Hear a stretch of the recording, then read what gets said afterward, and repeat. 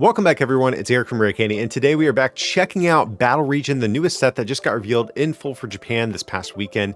So I know I am a little bit late to the party on this one, but this past week I've been trying to get over being sick, and even right now I'm still a little bit under the weather, so I hope that doesn't come across too noticeable in this video today. But I definitely wanted to talk about these cards while, they are still kind of fresh in everyone's mind here, and there's definitely some pretty interesting ones that we're going to be checking out today. The set is largely going to be kind of like the Legends Arceus set, you can think of it that way. We're seeing the debut of all the Hisuian Pokemon in the TCG, so that is, I think, one of the big selling points, as well as the new Sparkling Pokemon, and we did get a new one revealed that we're also going to check out today as well. But these cards should be coming out in our May set, so it is going to be a little while before we get these, but still wanted to give you guys some of my knee-jerk reactions, my first thoughts on these cards here. And of course, I will do a full set review once we get closer to the English release as well. But with that being said, guys, smack that like button to help feed the YouTube algorithm, and let's check out what new cards that we're getting in Battle Region. So it looks like we have a new Vileplume card. Let's see, Mega Drain, 50 heal, 30. Nope, not doing that. Then we have Allergy Storm, Grass, do colorless, 90. Flip a coin if heads your opponent can't play supporters. If tails, your opponent can't play any item cards. Okay, so I mean, this attack is definitely on brand for Vileplume. Vileplume has a history of being very disruptive in the TCG, but a 3 energy attack on a stage 2 that only does 90. Yeah, I'm not too crazy about this. I think this would have needed to have been like just 2 colorless, or this damage output would have needed to have been like 170 or something like that to make sure we can 2-shot VMAXs and stuff. But yeah, item lock good, supporter lock good, just a little bit sketchy to build your deck around that effect when it's only doing 90 damage on a stage 2 for 3 energy at a time. Okay, we got Roserade here. Let's see. 30 poison, nothing special. Then grass, colorless, 60. If your opponent's active is affected by a special condition, this also does 60 to one of their benched Pokemon. So not too great, I will say. I mean, there's like some cute stuff you can do with this thing with like, Yellhorn if you want to like try to confuse your opponent and prevent them from attacking you while you're like sniping and whatnot. But this doesn't seem too great. I mean, there's plenty of ways at inflicting special conditions. We have Weeping Bell, we got Butterfree. There's the Garbodor that can still poison you if you have a stadium in play. So there's definitely a bunch of ways we can inflict status conditions, but yeah, definitely not strong enough, I don't think. This would have needed to have been like, I think 120, like literally double the amount of damage for me to consider this. So not too great, unfortunately. All right, so next we have Vespa Quint. This was one of the early reveals from the set, and I do remember liking this card a little bit. Stage 1, 120 HP, 1 retreat, fire weakness, and its attack, Honey Rush. You reveal any number of honey item cards from your hand, and does 60 for each that you reveal in this way. Honey, it's a new item card. It's not too great. It's like it's a healing card on a coin flip. We'll get to it in the trainer cards, but it's not too relevant, only except for to reveal and do more damage with. But if you have all 4 in your hand, you can do 240 plus a choice belt. That's 270 for 1 energy. Okay, I actually kind of like this. There's definitely some issues potentially with this. Obviously the big thing is prizing your honey cards and them getting shuffled out of your hand and stuff like that. So if you are going to play this, you're probably gonna have to play the Milotic that will prevent your hand from being disrupted, and then from there you're gonna have to play other things like maybe Cincino or Inteleon to search out your honeys and just try to amass a giant hand size. So definitely some issues with this card, but it's a promising single prizer for sure. 270 for 1 energy on a 1 prizer. That's at least worth experimenting with. So we'll have to see, what else is going to come out in this set by the time this releases, but definitely a card with some potential here.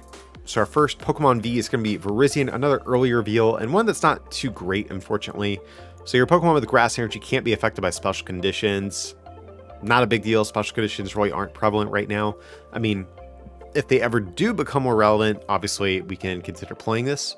But this is going to be restricted to basically just grass decks, unfortunately. So it's not even going to be that splashable. You can play Aurora energies and stuff like that. But yeah, this ability very, very situational at best right now. And the attack's pretty mediocre. 2 grass colors to do 200. can't attack during your next turn, so it's like a weaker version of Brave Blade, and there's not many great ways of powering this thing up other than Rillaboom, so yeah, not a great card for the moment. Okay, but next up we have our first Sparkling Pokemon, or our first and only new Sparkling Pokemon that got revealed in this set. We have Sparkling Heatran here, so of course with these Sparkling Pokemon, you cannot have more than one in your deck in total. So this thing, 160 HP, Water Weakness through Retreat, 1 attack, 70 times the number of damage counters on this Heatran. So, I mean, Magma Basin's like the big one we have to think of, so that's an easy way at getting some damage counters on this guy. That's 140. But, I mean, 140's not great. Like, we're going to need to be attacking with fire Pokemon, and then while we're doing that, we're still building up Heatran on the bench throughout the course of a game to eventually build up to a giant one-shotting attack. So that's definitely something we could do. But I feel like if we're playing a Sparkling Pokemon in the fire decks, we would probably prefer Greninja, because the Greninja can discard fire energy and draw us cards and fuel our Magma Basins. So I'm actually really not sure where I would want to play this right now. I will say we do have Old Cemetery, so that's another way we can get some damage on this thing as well. So there is a world where you could play like Cherim to accelerate some grass energy to that. Like you could, in theory, go Cherim attached to grass, get 4 damage counters on your Heatran, attach a fire for turn, and get this thing up and running. That's one way you could power this thing up. But yeah, I think it's just kind of an awkward card for the moment. But I mean, the multiplier is definitely really good. It's just a matter of finding the best way at getting these damage counters on Heatran, whether it's Magma Basin, Spikemuth, or Old Cemetery. I think a stadium is going to be involved if we want to pull this off. Next up, we have my boy Chandelure, one of my favorite Pokemon, and it gets an absolutely sick full art here. Unfortunately, the card, not too great. This was another one of the early reveals from the set. This ability, we've seen it over the years on a couple different Pokemon, but whenever we evolve into it, we can discard the top 3 cards of our opponent's deck. So we've seen this on an Aggron and a Ryperior, neither of which have really been too impactful over the years, so I'm not expecting a whole lot from Chandelure. Now I will say there is isn't there a Lampent with the top entry ability, if I remember correctly? Let me look that up real quick. Okay, yes, we do have a Lampent that has top entry, so that is at least kind of nice. That might potentially make our Chandelure deck a little bit more consistent, but yeah, overall these effects have been pretty low impact, but I will say we do have things like Scoop Up Net, so it does have a little bit of hope in that regard if you do really want to play this milling Chandelure card. Okay, we have a Pyroar here with an ability, yet again, that we've seen over the years before. We put 4 damage counters on our opponent's burn Pokemon instead of 2. So, I mean, that's definitely good, but this is a stage 1, and we're probably never going to attack with this thing. So, 90, then flip a coin if your opponent's active is now burned. So, even if this was 90 auto burn, I don't think that would be good enough, guys. And honestly, it's kind of weird that they would require you to flip a coin for such a low impact effect like this. So yeah, Pyro is going to strike out, unfortunately, because there's not really any prevalent burning cards you really want to pair this with either. Okay, so we have another Pokemon V that's going to be Starmie V. This was a card I initially really didn't like, but after I put more than 2 minutes of thought into it, I realized this is actually not too bad. So 190 HP, not that great, but it does have free retreat, which obviously is always very much so welcome. Swift, nothing too great. 50 goes through effects and all that good stuff. But the second attack, a little bit more interesting for 2 water energy, does 50 times the number of energy attached to your opponent's Pokemon in play.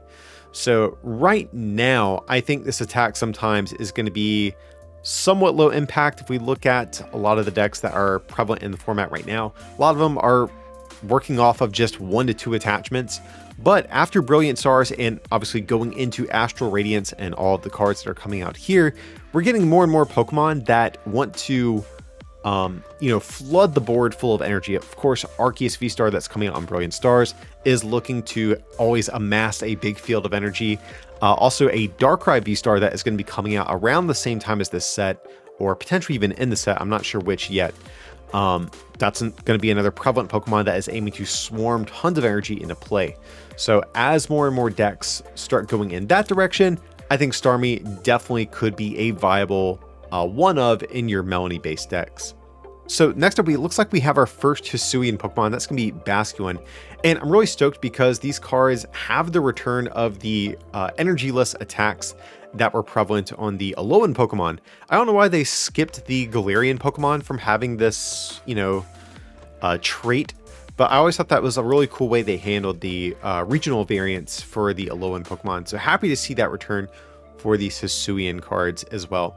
But for 0 energy, search your deck for 2 basics, put them on our bench, shuffle our deck. Actually a card I don't hate. These styles of attacks haven't been that great for many, many years. The last good one I think was probably Alolan Vulpix for another similar 0 energy attack. But I don't hate this because you can get Basculin into play pretty easily. Like, even if you have to attach to retreat into it, well, since you don't need energy, it's not a big deal.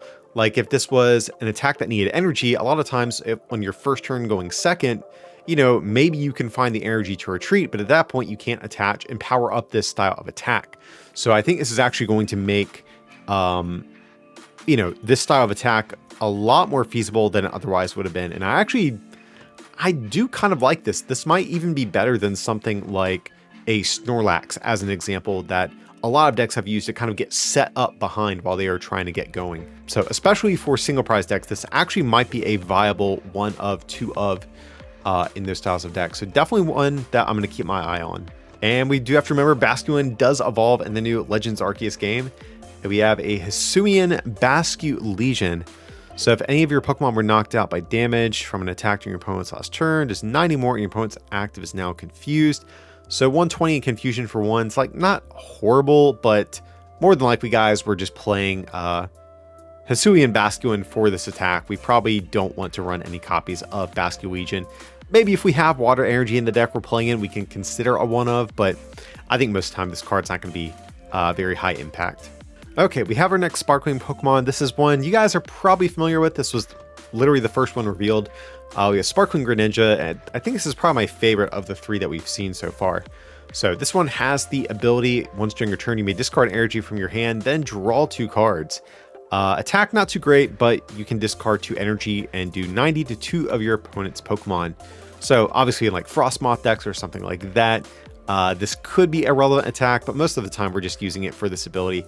And this ability is really solid, guys. We can use this with Flappy decks, we can use it with Fire decks, we can use this with Galarian Moltres Fee, and also just in general Dark decks down the road. Once we get Dark Patch reprinted, is going to love a card like this as well. So yeah, plenty of decks I think have no problem seeing this, and even in decks that don't directly want energy in the discard pile, some decks still might not even mind discarding an energy or 2 to get some extra draw. So I think this is really, really sick. I love this ability. This is very, very strong. Okay, next we have the first Hisuian starter Pokemon. We have Hisuian Typhlosion V and V Star. So just want to give some artwork appreciation. I've seen the other Hisuian starters and all of them look absolutely amazing. So big shout out to Shin Nagasawa. I think that's how you pronounce that last name. Did incredible job on the artwork on these things. But Typhlosion has another one of these 0 energy attacks. Your opponent's active is now burned. And let's see, for 2 Psychic and a Colorless does 120. Choose a card from your opponent's hand. They shuffle it. Okay, not too great there. First attack can be decent though. More importantly, we have Typhlosion V Star. So let's see, another Psychic Pokemon. We're probably gonna have to play this with Shadow Rider since it does have a 3 energy attack cost. But 180, put 3 damage counters on your opponent's bench Pokemon any way that you like.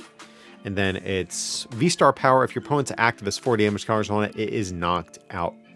Okay, so a couple thoughts. This V-Star power is basically the GX attack that we had on the Yveltal back from, I believe it was Forbidden Light. It was for Dark Energy though, same sort of thing. And since we have the ability to spread damage counters around, I don't think fulfilling this is going to be that difficult. My issue with Typhlosion though overall is that it's kind of like Dragapult VMAX, but just requires more resources. It does do a little bit more damage than Dragapult, to be fair, but is that worth having to run a thick VMAX evolution line like Shadow Rider in your deck just to get this going? Whereas Dragapult doesn't really need to run those sort of additional energy accelerators. I think that's a tough argument. That's a tough sell for me. I don't think this is bad. I just think I like Dragapult a little bit more. Has more HP. They have the same weakness and resistance. I think that's what I would prefer to see. Now, I think there is a world where you could even play like a 1/1 Typhlosion in your Dragapult deck, just for the I almost had GX attack for the V star power. I have to get in the habit of saying that. Since this is a very good V star power, definitely being able to just get an automatic KO on like a 3 prizer is super enticing. But for the moment, like I said, I do lean a little bit more in the favor of Dragapult for the moment. Okay, we have Gallade. Love the art on this thing yet again. Let's see, Atsushi Furusawa, I think that's how you pronounce that. Actually not familiar with this artist. I don't know if that's a new one for the game, but I really do love the art on this Gallade. Very, very clean. But has this ability, you can search your deck for a supporter card, reveal it, put it into your hand, and then it's attack for Psychic 2 colors 160, and you move an energy from this Pokemon to one of your benched Pokemon.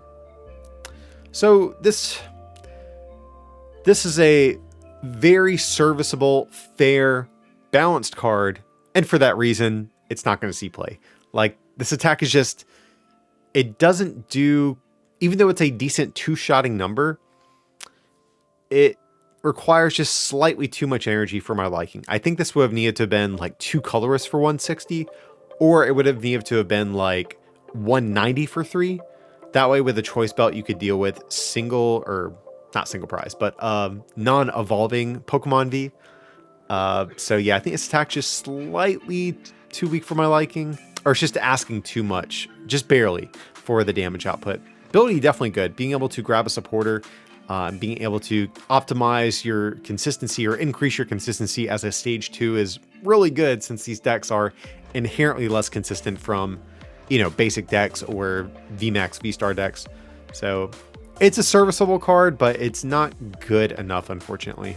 So next we have a new Diancie, and I think I do remember this one. Let's see, as long as this Pokemon is your active, whenever your opponent plays a supporter from their hand, prevent all effects of that card done to your benched basic Pokemon. Okay, I think I like Diancie. There's a couple different ways I could see potentially making use of this. Like, I think one of the main ways is that, you know, especially if you're like a single prize deck or a deck that just really needs a couple turns to get set up, you could potentially, you know, battle VIP pass this thing out or level ball it out and then just retreat into it and protect your basics, especially if you're going second and your opponent's threatening a turn to attack. This could be a good Pokemon to just throw active and try to protect your board a little bit.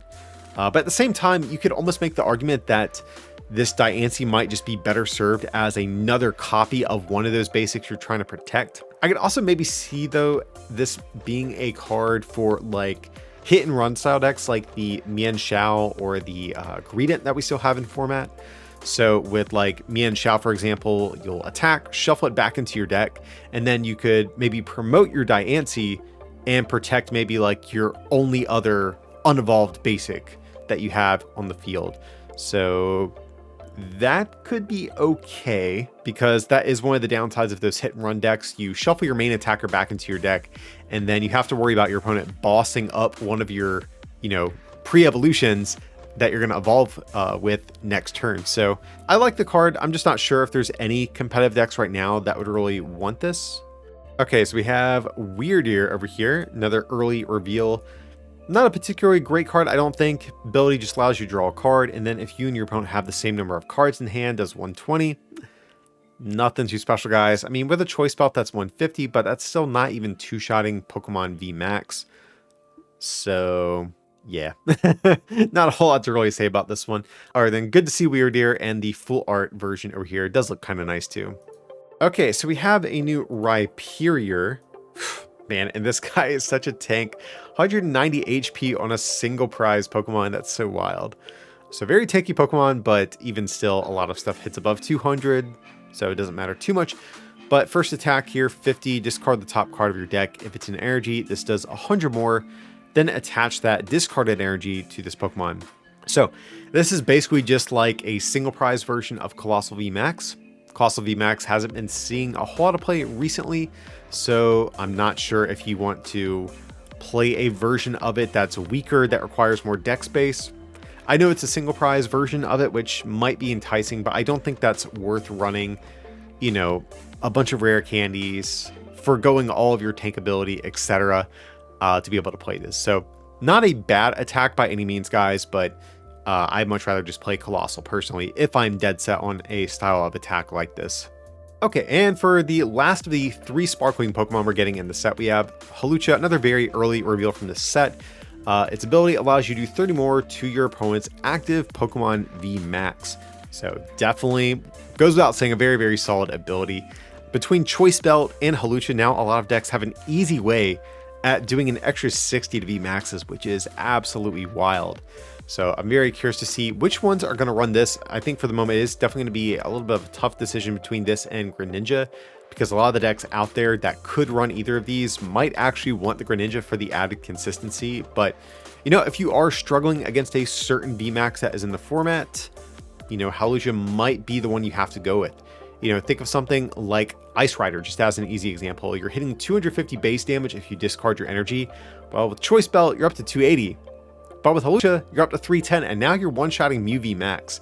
So certain decks might actually still consider the Hawlucha. So you're definitely gonna have to put some thought into which Sparkling Pokemon you want to run. But Hawlucha, I think, definitely one of the better ones that we have so far. All right, we got my boy Hisuian Decidueye over here, and yet again, just whew, appreciation for this artwork, because this thing looks absolutely insane. I love this art so much.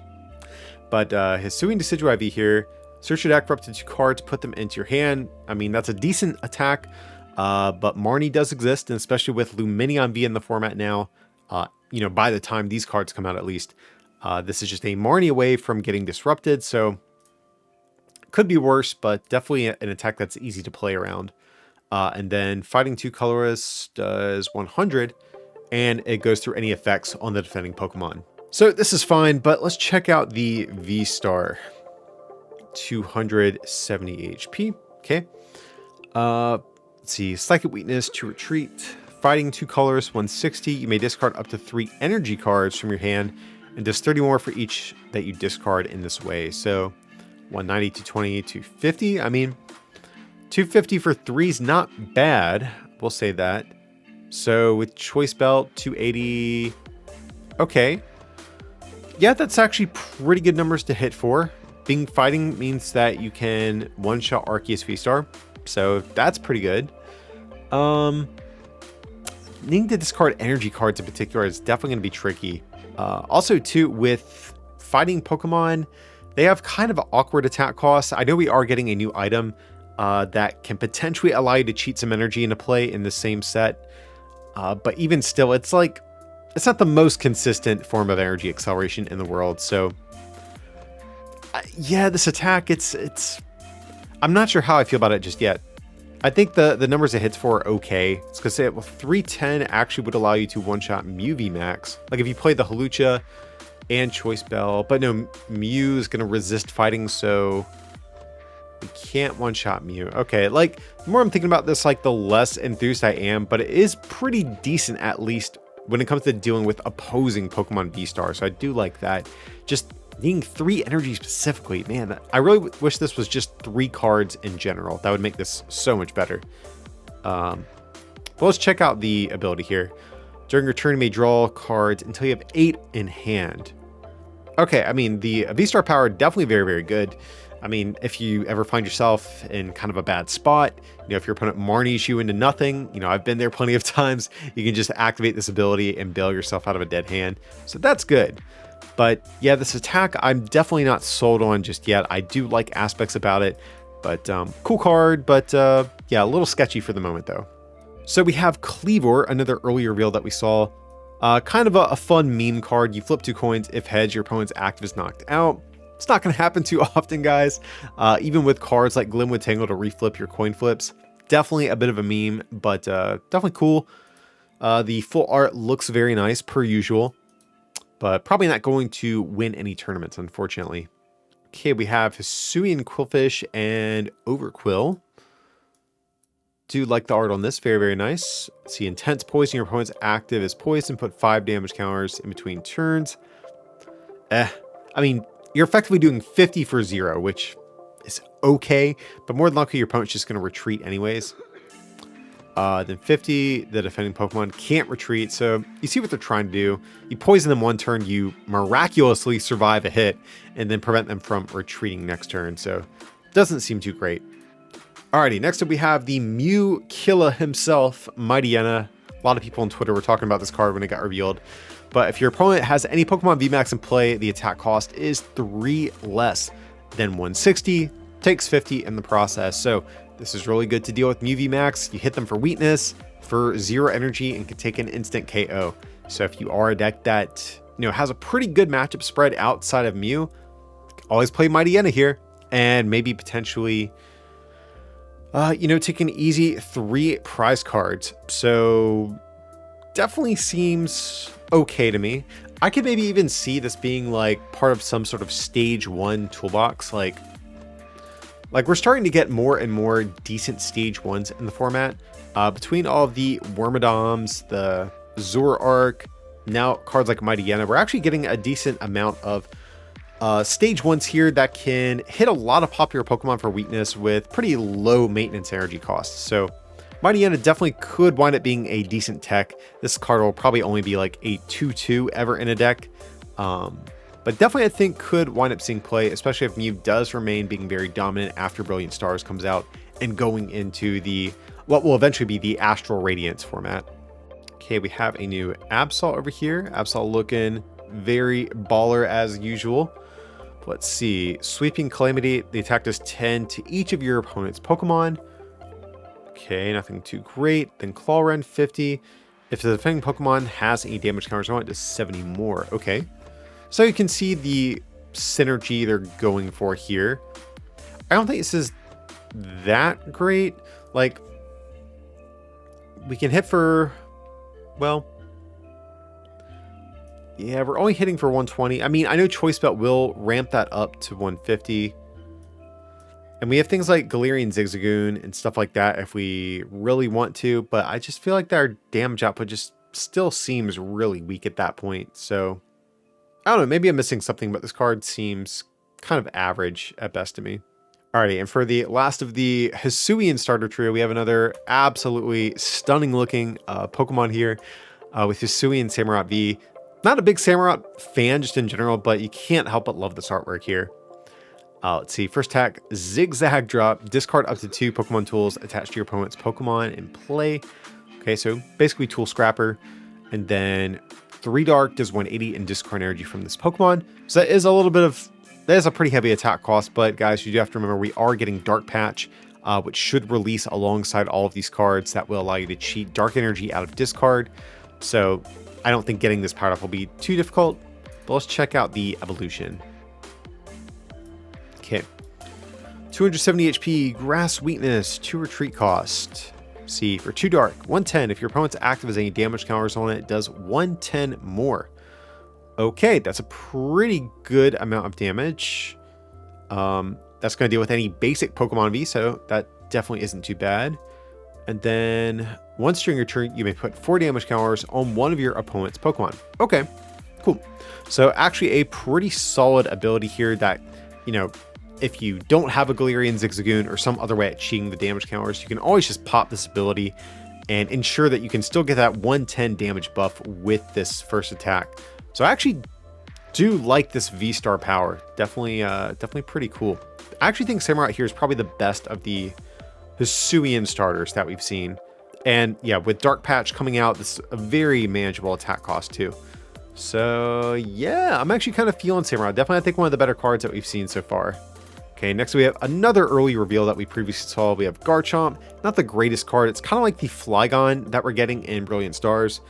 But yeah, for an insane Water, 2 Fighting, and a Colorless, you discard 3 energy and snipe 220 to one of your opponent's Pokemon.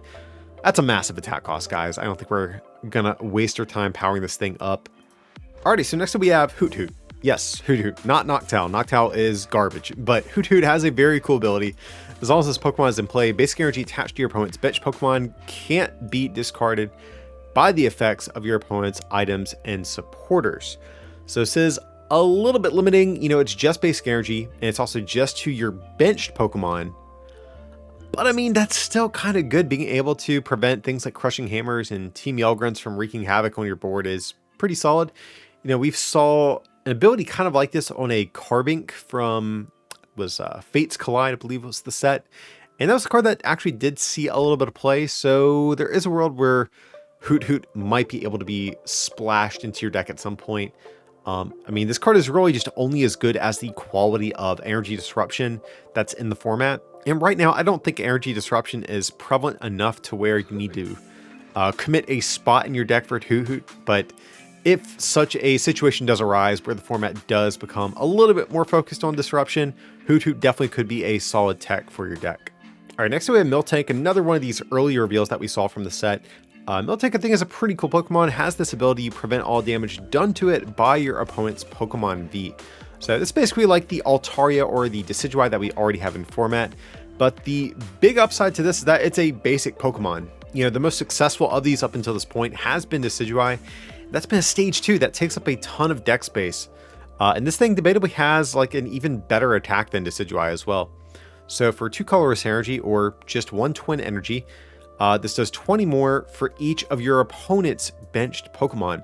So if your opponent does have a full bench, you're going to be hitting for 110. If we compare that to Decidueye's attack, Decidueye only hits for 90, then has like a 20 snipe. So, I mean, I guess in total you're dishing out a similar amount of damage, but this is one attachment. This is a basic Pokemon. And while Decidueye has kind of fallen out of favor because of cards like Mew V Max, just as an example, and a lot of decks having some of these answers to these styles of cards, again, being a basic and owning a single attachment is huge because now you can potentially devote more deck space to ways at countering some of these counter strategies, just as an example. Like maybe you want to run things like Cape of Toughness to make your Miltank a little bit tankier. Maybe you want to run things like Crushing Hammers or ways at, you know, disrupting your opponent from being able to respond to these Miltanks. So, you know, I think a lot of people might write this off because Decidueye has kind of dropped off a little bit, but I think Miltank really could be a solid card, depending on, again, what else comes out alongside with all these cards. Again, Japan is still getting another double set before, you know, these things release. So there's still a whole lot of other cards to take into account here. But, you know, just based off the Fusion Strike metagame and what looks to be the Brilliant Stars metagame, I think Miltank does have a bigger shot than some people might be letting on. So definitely a cool card in my book. I like Miltank. And with that, we got to our trainer cards. And up first, we have Turbo Stall. So you can only use this card if you go second and only on your first turn. So you search your deck for a basic energy and attach it to one of your Pokemon, then your turn ends. So this card is kind of like the Wait and See Hammer card that was back in Lost Thunder. Same vibes, you could only use it on your first turn going second. And that was a card that saw like barely any play till the very end of its lifespan. And I expect similar things for this, if I'm just being honest. We don't have too many great ways at searching out a card like this turn one.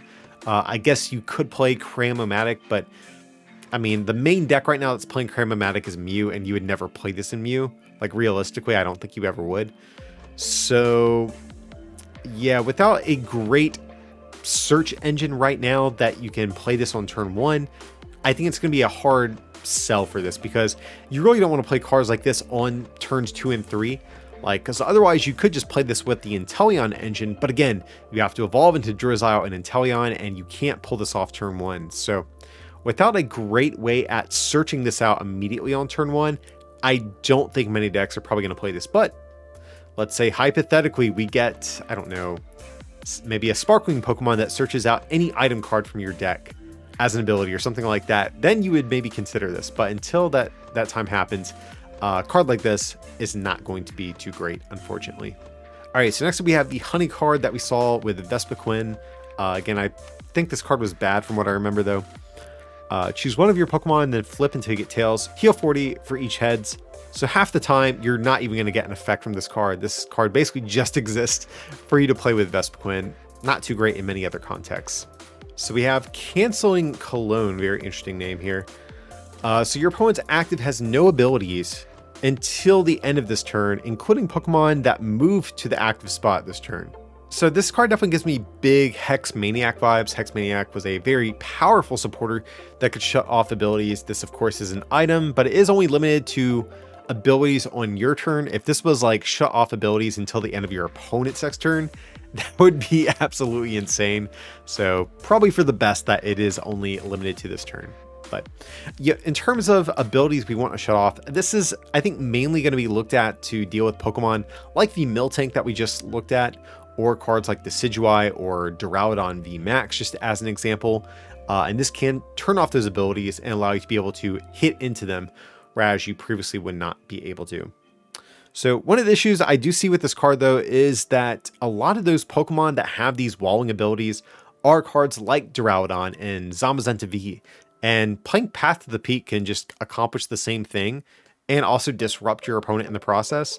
So this makes me think this will probably only be used for dealing with cards like Miltank or Decidueye, and less so the multi-prize wall Pokemon. Now, that being said, that could also change, you know, if, let's say, you want to be able to deal with something like a Duraludon VMAX, but you have a stadium card that you would prefer instead of Path. Like, let's say you are a deck that is reliant on multi-prize abilities. Well, then you don't want to play Path to the Peak, and this could give you an out to still being able to have an answer to those styles of decks. So I like this card. It's definitely a little bit situational, but there is definitely a world where certain decks could be playing this. Okay, we have Silene, or Silen, something like that. I'm not sure how you pronounce this one. But you flip 2 coins for each head, choose a card from your discard, put it on top of your deck in any order. So this is basically just like the inverse of Opal. Opal did the same thing, but you searched cards out of your deck, whereas this one's allowing you to retrieve them. I think this might be like slightly better, just because getting cards out of discard, a lot of times it's going to be better because that's going to give you repeated uses, whereas Opal is just accelerating your one use that you have out of the cards. So this might be like slightly better, but it's still a coin flip base supporter, guys. So I'm not too enthused about this one, unfortunately. So probably going to pass on it. All right, next up we have what I think is one of the more talked about trainer cards that we saw get revealed. That's going to be Roxanne here. It says you can only play this card if your opponent has 3 or less prize cards left. But both players shuffle their hand into their decks, you draw 6, and your opponent draws 2. Oof, that is definitely very punishing for your opponent. So this card definitely has big Ace Trainer vibes. That was a card that came out back in Breakpoint that if you were behind on prizes, you got 6 and your opponent got 3. So very, very similar, but definitely there's definitely pros and cons to each of them over one another. Like the big thing with this is that, of course, not only does your opponent get 2, but you don't have to be behind on prizes. You can have 1 prize left, and as long as your opponent has 3 or fewer, you can still activate this. So in that way, it's a little less restrictive than Ace Trainer, but also on the inverse of that, Ace Trainer was a little bit easier to be played in the early game because your opponent just had to take 1 prize and pull ahead, and you could suddenly play Ace Trainer. So I think this is approximately, maybe debatably slightly better, but it's in the same ballpark of playability. And Ace Trainer was a card that only saw play usually as a one of in only a couple of decks out there. So I'm not expecting much different for Roxanne. This definitely could be a card for control decks. I could definitely see that. And with things like the Inteleon engine and Lumineon V, I mean, we can search this out on the turns that we want to play it. So Roxanne could still pop up in some other decks, but I think most of the time this is going to be too situational and really just going to be limited to very specific decks out there. So we have Komodo up next, another supporter card. It says you discard all cards in your hand except 1, then draw 4. But you can't use this if this was the last card in your hand. So a straight draw 4 is not bad. I will say that, it's not bad. But I definitely do worry that the discard might be too harsh for just a draw 4. If this was like the same thing but a draw 5, I would definitely be a little bit more enthusiastic about this, because this is basically a refill your hand until you draw 5. But if we compare that to something like Karina's Focus, that's a refill your hand up to 6. So this definitely seems a little bit weaker in some regards. But the one use I definitely could see for Komodo is going to be decks that are, not only want stuff in the discard pile, but also decks that tend to be very combo oriented, like stage 2 decks. Because with a card like this, you can in theory hang on to that rare candy that you have in hand and then draw 4 cards, try to hit your stage 2 to be able to pull off your whole wombo combo, or of course the inverse. You have your stage 2, you try to hang on to that and draw into your rare candy to evolve. It's better than most other supporters that aren't named Researcher Marnie. I'll say that at the very least. So it has some hope, but not my favorite supporter in the world. Alrighty, and for our last card of this set, we have Jubilife Village, which is kind of cool. It's kind of like a nerfed Tropical Beach. So it's a stadium card, and you may shuffle your hand into your deck and then draw 5 and your turn ends. So yeah, kind of like a weaker version of Tropical Beach, but you know, Tropical Beach has still seen play, so there is definitely precedent for a stadium like this to be good.